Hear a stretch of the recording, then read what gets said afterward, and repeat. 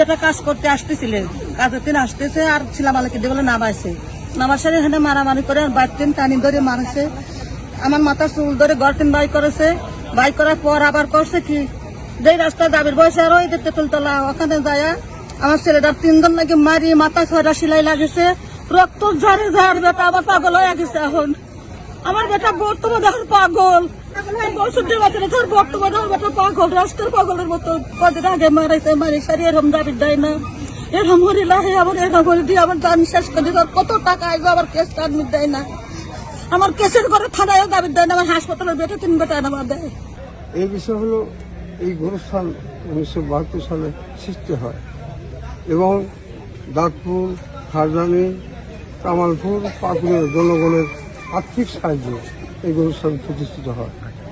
তারা আমাদের গোপনে গোপনে ওরা কমিটির স্বীকৃত, আমরা সবাই বিশ্বাসে টাকা পয়সা সব কিছু হাত দিতাম, ওরা গোপনে গোপনে ওরা কি করেছে নিজ নামে, মানে দেখা যাচ্ছে দাঁতপুর। আমাদের যে গোরস্থান নিয়ে সমস্যা সেটা হচ্ছে দীর্ঘ 17 বছর দ্বন্দ্ব কেস চলে, শুধুমাত্র দাঁতপুর কেন্দ্র, দাঁতপুর খারদানি কেন্দ্র গোরস্থান এই নামকরণে এবং কমিটি নিয়ে।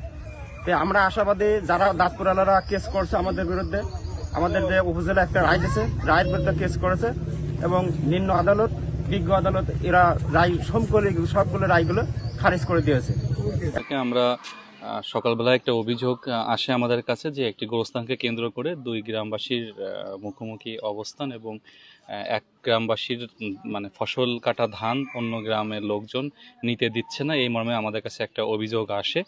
তৎক্ষণাৎ আমরা ঈশ্বরদী থানা পুলিশের সহযোগিতা আমরা এখানে আসি। এখানে উপস্থিত রয়েছেন আমাদের অতিরিক্ত police super, officer in charge, officer তদন্ত সহ আমাদের থানা পুলিশের টিম, পুরো টিম এখানে আমরা এসেছি।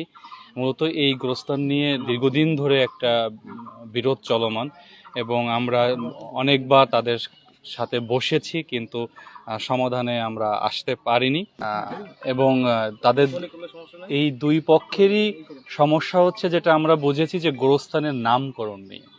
তো আমাদের অফিসার ইনচার্জ উনি আজকে বিকাল 4টায় তার অফিসে বিবাদমান 2 পক্ষকে ডেকেছেন এই বিষয়ে নিয়ে, এবং আমরা মূলত এসেছি যে এই ইস্যুটাকে কেন্দ্র করে এলাকার জনসাধারণের শান্তি শৃঙ্খলা যাতে বিঘ্ন না ঘটে এই বিষয়ে আমরা সদা তৎপর এবং দোষীদের বিরুদ্ধে আমরা সর্বোচ্চ আইনানুগ ব্যবস্থা আমরা নিব। নামকরণ এবং গোরস্থানের কমিটি নিয়ে এখানে পাশাপাশি 2টি গ্রাম বিবাদে জড়িয়ে পড়ে, তারা মারামারির প্রস্তুতি নিচ্ছিল। এরকম একটা সংবাদ আমাদের কাছে আসলে আমরা দ্রুত থানা পুলিশ, সেনাবাহিনী এবং উপজেলা প্রশাসন একসাথে আমরা এখানে একটা যৌথ অভিযান পরিচালনা করছি।